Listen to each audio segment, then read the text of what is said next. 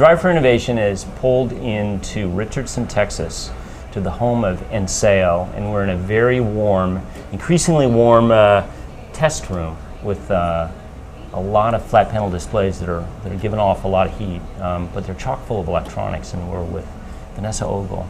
Good morning. CEO, how are you? I'm well, thanks. How are you? Good. So you guys have a very interesting story, how this company started and how you got to where you are today. Walk us through that. Well, in 2000, we were working with another company called 3DFX Interactive, which was a publicly traded Silicon Valley private equity funded company out of California. And they decided they wanted to be an entertainment company, not a technology company. And so we thought maybe we would do better on our own. And so I started Enseo and then negotiated a buyout with all of the employees and assets and intellectual property rights and agreements that were previously with STV Systems and then 3DFX, and we brought them all into Enseo. So, piece of cake, no problem. You can do that in your sleep. Wait. So you bought this company out, you created a new company. Yes. That's not that easy. No, it wasn't easy at all. In fact, one of the things that was difficult is that the company that we did the buyout from, 3DFX, kept changing chairmans on the board of directors. Oh, great. So every time I would meet with the board of directors and pitch why they should let me do this, because of course I didn't have any money. And so part of the pitch was, well, let me take the company out. I'll give you stock, which will become worth lots of money later on. You'll give me a loan to be able to continue operating, and then it'll be great. And so every time we'd almost get the deal done, the chairman would leave, and then we'd get another CEO, or then the CEO would leave, and then so it took us about 6 iterations to actually finalize the transaction. This was, you said this was in 2000? Yes. Okay. What were you doing at 3DFX at the time? I was the general manager of their specialized technology group. So I was a division that I ran. So it's 2000, just when the internet bubble is bursting or about to burst. Yes. And you well, want right to go, before it burst. Right before it burst. And you want to go out on your own. Yes. Okay. What possessed you to do that? Well, I had a team at the division that I was running, that was this just incredibly innovative and dynamic team, and they were excited about continuing to innovate and create products that were innovative and new products and industry-leading products. And the company that owned us was really more focused on street valuation and stock price and being a big name, a household name. And so it wasn't a very good fit anymore. And so to continue having fun, we really thought that we needed to do it separately. So when you finally pinned the chairman down and finally did the deal, and the ink was drying on the papers, yes, you knew you were going to go forward. Yes. With Enseo. Right. Were you terrified, energized, combination of both? Gosh, I don't think I was, if I'd known what was coming, I would have been terrified. I didn't know enough about what was coming. I didn't have enough wisdom to be terrified. I was all excitement and just passion to get it done.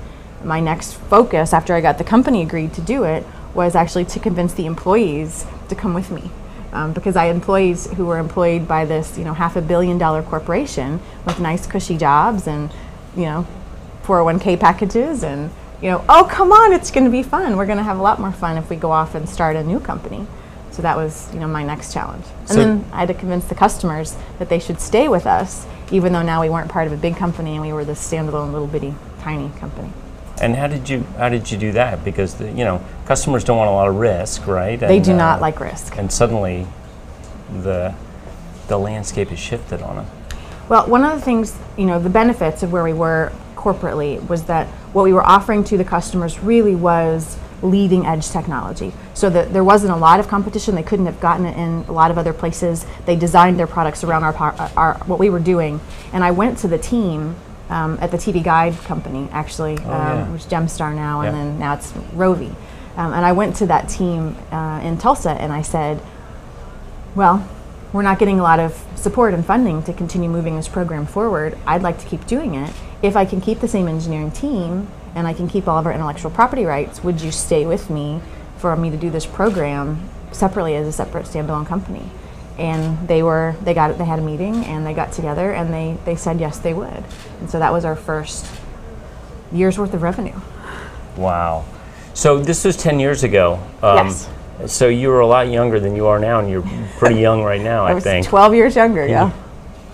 So did that? So how old were you in 2000, if you don't mind me asking? Boy, my math's not that great. I was 29. 29. And so did that? Did age? Age made a huge difference. It did. Yeah, we have some really funny stories. The first couple of trade shows that we had, we were so excited to be a standalone company and to have a new name. And we had, of course, we had a name of the company, we had a logo for the company. We had products already, so that wasn't new, but just as a standalone entity. And showed up at the trade show booths, and we all do everything. Everybody at the company just pitches in and does whatever needs to be done. So there were several times when people came up to the trade show booth, and there was one editor in particular from a technical magazine who shall not be named, who came up and said, I'd like to meet with somebody from the company. I was like, great. Well, what are you looking for? How can I help you? And he goes, well, I really need to talk to somebody who knows what they're talking about.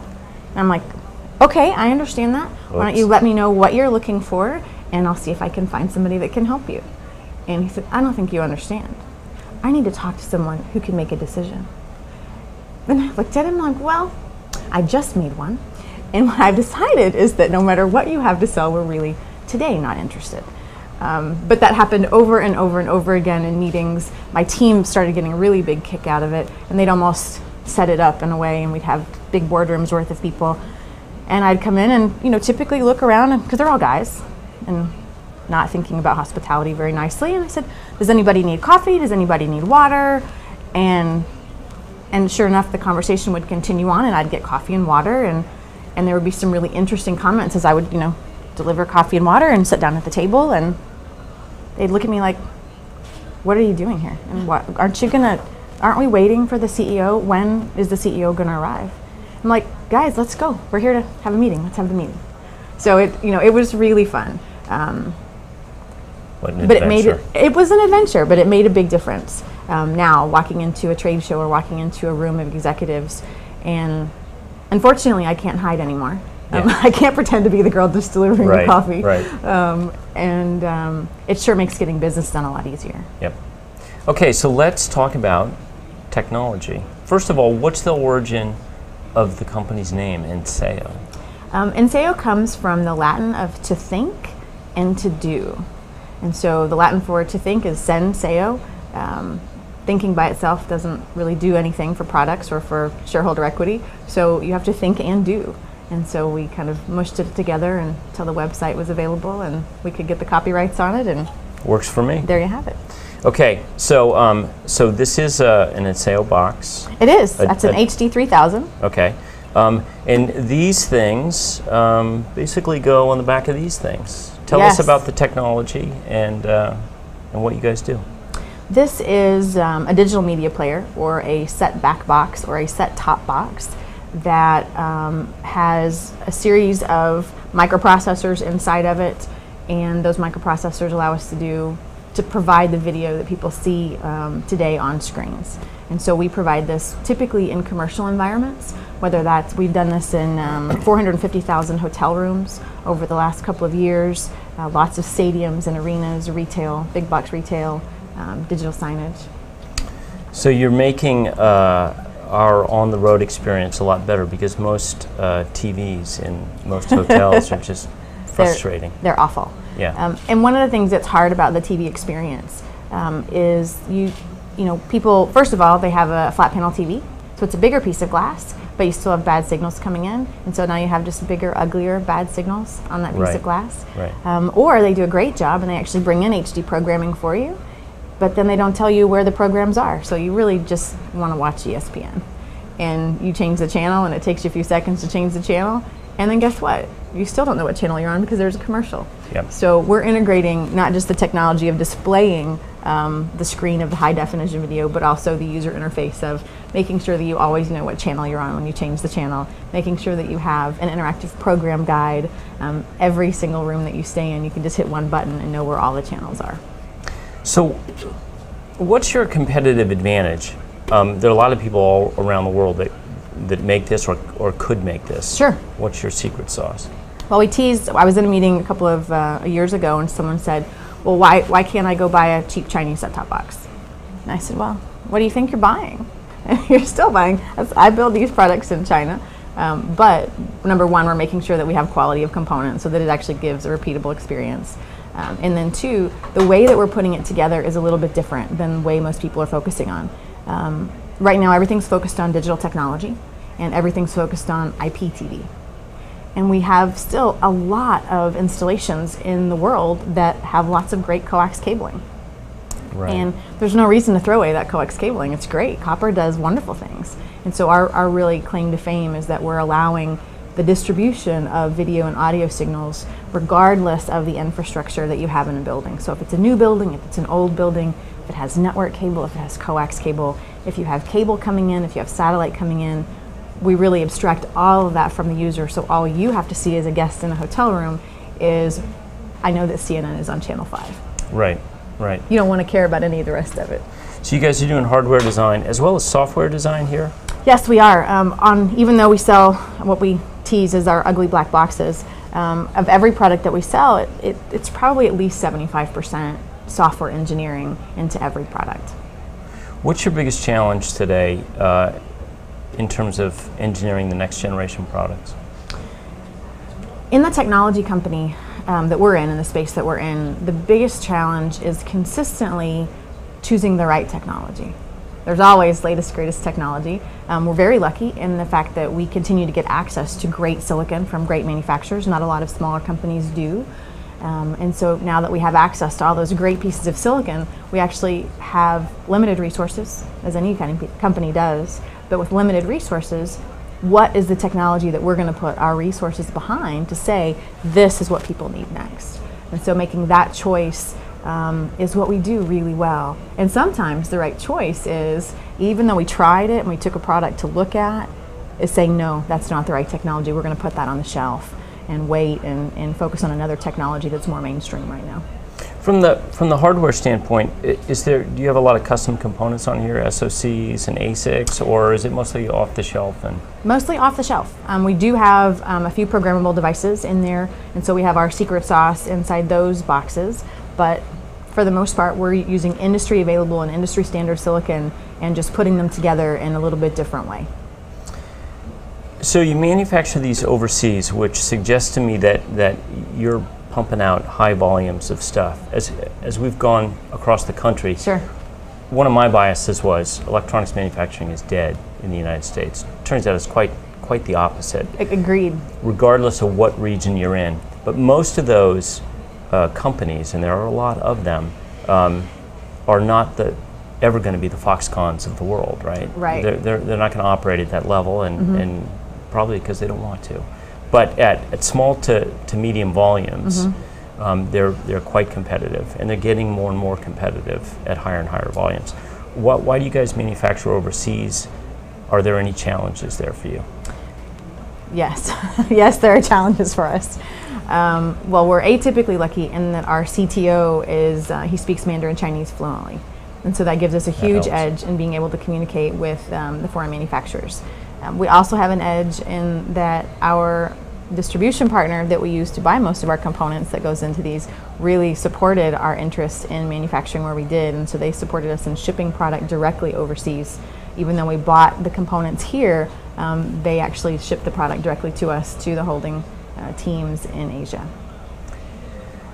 So let's go back and ask you one more question about you. Sure. You've been doing this for 12 years. Yes. What's next? You get tired of it? No, I'm not getting tired of it. Well, the last time somebody asked me that, it was a couple of years ago, and I said, well, the next title I wanted to have was mom. But I am now a mom. I have 2 young daughters. They're 5 and 2, and we have a nursery upstairs, and so they're here with me during the day most of the days, and they travel with me. We just got back on a trip from Atlanta together, and so they travel with me quite a bit. The next level for me is going to be, they're going into school age now, so I'm going to have to grow the company to such a level that I can still continue to spend time with the girls while they're in school.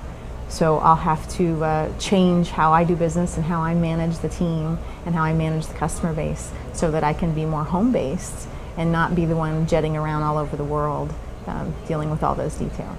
That's a hell of a challenge. It is a challenge. Did you have long conversations with yourself before your first child as to how you were going to make that balance and make it work, or you just said, I'll figure it out? Well, no, I had long conversations because it took me a long time to have them. So I had them quite late in life and really thought about what were we going to do and how was I going to make that work.